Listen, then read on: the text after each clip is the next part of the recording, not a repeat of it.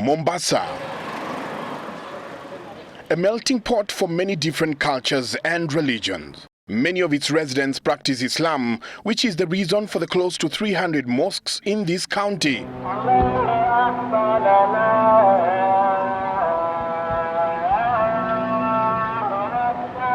Majority of them retaining the quiet reverence typical of a worship center.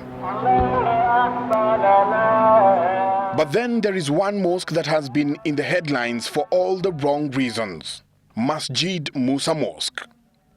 This particular mosque has had a troubled history, especially in its relationship with the government and the police.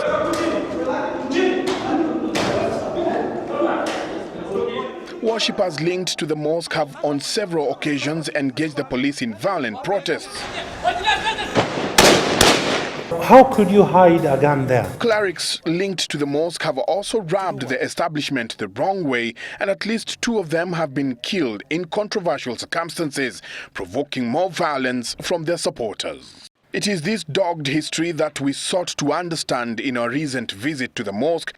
What are these? What are all these? These are tear gas canisters.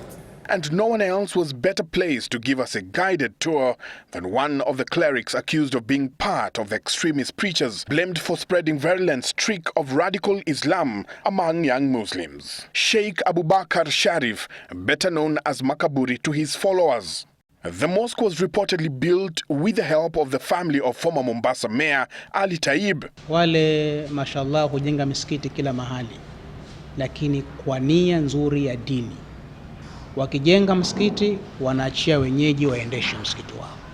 All was well until the 90s, when radical followers of the Islamic Party of Kenya, IPK, who traditionally worshipped at the neighboring Sakina Mosque, were kicked out by the mosque management that was uncomfortable with radical political messages propagated from within Sakina. Those expelled, among them the late Sheikh Aboud Rogo, sought refuge at the Masjid Musa.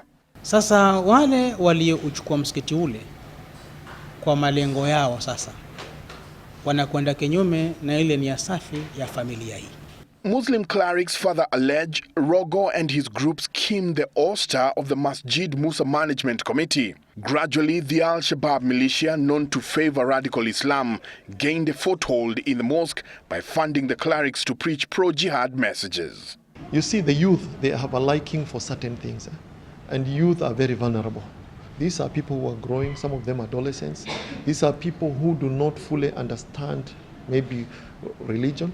So whoever seems to be addressing or talking about, coming up with the topics that are exciting to them, definitely this person will attract them. Makaburi, who has since taken up the mosque leadership, confirmed that to date there no longer exists a committee to run the affairs of Masjid Musa. The killing of Sheikh Rogo confirmed a worrying spread of radicalization messages among young Muslims. And the government has belatedly taken notice of this.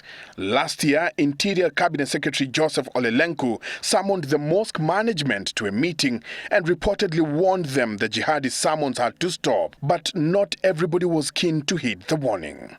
So jihad is in many forms, and us as Muslims, we have every right to preach jihad. The Muslim Ummah has every right to know about jihad. And no government in the world has ever prohibited jihad being taught in mosques. The government has reportedly considered the possibility of closing the mosque to minimize what it considers dangerous religious dogma. If the government is driven to that point of closing the mosque, and I don't want us to reach there, you see, the problem is the mosque goers. You get? The problem is the mosque goers and not the building.